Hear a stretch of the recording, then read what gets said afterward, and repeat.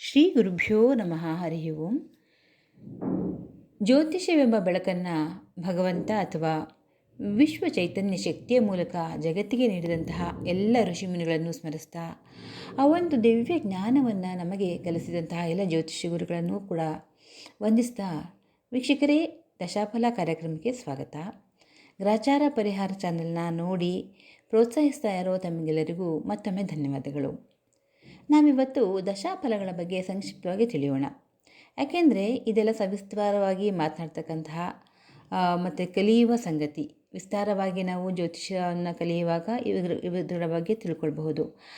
ಆದರೂ ಸಹ ಸ್ವಲ್ಪ ಮಟ್ಟಿಗಿನ ಅರಿವು ನಮಗಿದ್ರೆ ನಮ್ಮ ಬದುಕು ಸುಗಮವಾಗುತ್ತೆ. ಸಾಮಾನ್ಯವಾಗಿ ಜನರು ಮಾತನಾಡೋದನ್ನು ಕೇಳೇ ಇರ್ತೀರಿ. ಯಾಕೋ ನನ್ನ ದೆಸೆನೇ ಸರಿ ಇಲ್ಲ, ಮತ್ತು ಅವ್ರಿಗೇನೋ ಶುಕ್ರದೇಶಪ್ಪ ಶುರುವಾಗಿರಬೇಕು ಅನಿಸುತ್ತೆ, ಒಳ್ಳೆ ಲಾಟ್ರಿ ಹೊಡೆದಿದೆ, ಶುಕ್ರದೇಶ ಇರಬೇಕು, ಹಾಗೆ ಹೀಗೆ ಎಲ್ಲ ಮಾತಾಡ್ತಾರೆ ಅಲ್ವಾ.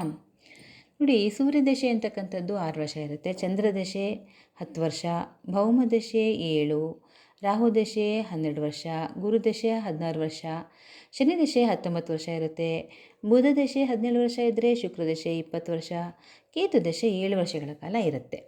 ಇದರ ಜೊತೆಗೆ ನಾವು ಭುಕ್ತಿಯನ್ನು ಕೂಡ ನೋಡ್ಕೊಳ್ಬೇಕಾಗತ್ತೆ.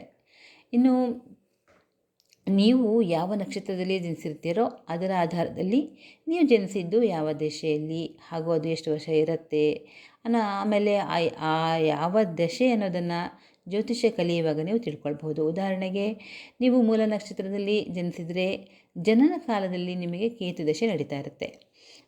ರೋಹಿಣಿ ನಕ್ಷತ್ರ ಆದರೆ ಚಂದ್ರದಶೆ ಇರುತ್ತೆ. ಹೀಗೆ ಒಂದರ ನಂತರ ಮತ್ತೊಂದು ದಶೆ ನಡೀತಾನೆ ಇರುತ್ತೆ ನಮ್ಮ ಜೀವಿತದ ಅವಧಿಯವರೆಗೂ ಸಹ. ಹಾಗಾದರೆ ಈ ಯಾವ ದಶೆಯಲ್ಲಿ ಯಾವ ರೀತಿಯ ಫಲಗಳು ಸಿಗುತ್ತೆ ಅನ್ನೋದನ್ನು ಇವತ್ತು ಸಂಕ್ಷಿಪ್ತವಾಗಿ ತಿಳ್ಕೊಳ್ಳೋಣ. ಯಾಕೆಂದರೆ ಗೋಚಾರ ಫಲಗಳ ಜೊತೆಗೆ ಈ ದಶೆಯೂ ಸಹ ಸೇರಿಕೊಂಡು ನಮಗೆ ಶುಭಾಶುಭ ಫಲಗಳು ಉಂಟಾಗ್ತಾ ಇರುತ್ತೆ. ಈಗ ರವಿ ದಶಾ ಫಲವನ್ನು ನೋಡೋಣ. ವೀಕ್ಷಕರೇ, ನಿಮಗೀಗ ರವಿ ದಶೆ ನಡೀತಾ ಇದೆ ಅಂದ ಮಾತ್ರಕ್ಕೆ ಇಲ್ಲಿ ಹೇಳ್ತಕ್ಕಂತಹ ಎಲ್ಲ ಫಲಗಳು ನಿಮಗೆ ಸಿಗುತ್ತೆ, ಅನ್ವಯ ಆಗುತ್ತೆ ಅಂತ ಅರ್ಥ ಅಲ್ಲ. ಯಾಕೆಂದರೆ ನೀವು ಜನಿಸಿದ ಸಂದರ್ಭದಲ್ಲಿ ನಿಮ್ಮ ಒಂದು ರಾಶಿ ಕುಂಡಲಿಯಲ್ಲಿ ಸೂರ್ಯ ಹೇಗಿದ್ದರು, ಯಾವ ಸ್ಥಾನದಲ್ಲಿದ್ದರು, ಉಚ್ಚರಾಗಿದ್ದರೋ ನೀಚರಾಗಿದ್ದರೋ, ಮಿತ್ರರ ಜೊತೆ ಸ್ಥಿತರಿದ್ದರೋ ಶತ್ರು ಜೊತೆಗಿದ್ದರೋ, ಇದೆಲ್ಲವನ್ನೂ ಕೂಡ ಅವಲಂಬಿಸಿ ನಾವು ಫಲವನ್ನು ಹೇಳಬೇಕಾಗತ್ತೆ. ಆದರೂ ಕೂಡ ಸೂರ್ಯ ಉಚ್ಚನಾಗಿದ್ದ ಪಕ್ಷದಲ್ಲಿ ನಿಮಗೆ ಬಂಧು ಬಾಂಧವರ ಸಹಕಾರ, ಒಡನಾಟ ಚೆನ್ನಾಗಿರುತ್ತೆ. ಅಂದರೆ ಈಗ ಸೂರ್ಯದಶೆ ಏನಾದರೂ ನಿಮಗೆ ನಡೀತಾ ಇದ್ದರೆ ಈ ಫಲ ಸಿಗುತ್ತೆ. ಮತ್ತು ಮಿತ್ರಗ್ರಹರ ಜೊತೆಗಿದ್ದರೆ ಕೂಡ ಕೌಟುಂಬಿಕವಾಗಿ, ವ್ಯಾವಹಾರಿಕವಾಗಿ ಅಭಿವೃದ್ಧಿ ಇರುತ್ತೆ. ಹಾಗೆಯೇ ನಿಮಗೆ ಒಂದು ಉದ್ಯೋಗ ಇರಬಹುದು ಅಥವಾ ಯಾವುದೇ ಒಂದು ಕ್ಷೇತ್ರದಲ್ಲಿ ಸ್ಥಾನಮಾನದಲ್ಲಿ ಒಳ್ಳೊಳ್ಳೆಯ ಅವಕಾಶಗಳು ಸಿಗ್ತಾ ಹೋಗುತ್ತೆ.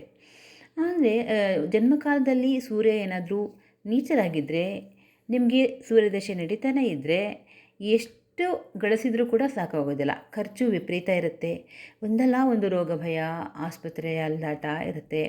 ಇನ್ನು ಒಂದು ಉತ್ತಮ ಸ್ಥಾನಮಾನದಲ್ಲಿದ್ರಿ ಅಂತ ಇಟ್ಕೊಂಡ್ರೆ ಅದನ್ನು ಕೂಡ ಕಳ್ಕೊಳ್ತೀರಾ. ಹಾಗೆಯೇ ಸ್ವದೇಶವನ್ನು ಬಿಟ್ಟು ಪರದೇಶಕ್ಕೆ ಹೋಗ್ತಕ್ಕಂತಹ ಒಂದು ಪ್ರಸಂಗಗಳು ಕೂಡ ಎದುರಾಗಬಹುದು. ವೀಕ್ಷಕರೇ, ನಾನೀಗಾಗಲೇ ಹೇಳಿದ ಹಾಗೆ ಇದು ಕೇವಲ ಸಂಕ್ಷಿಪ್ತ ಮಾಹಿತಿಯಾಗಿದ್ದು ಮುಂದೆ ಯಾವಾಗಲಾದರೂ ಇನ್ನಷ್ಟು ವಿಷಯಗಳನ್ನು ತಿಳ್ಕೊಳ್ಳೋಣ. ಧನ್ಯವಾದ.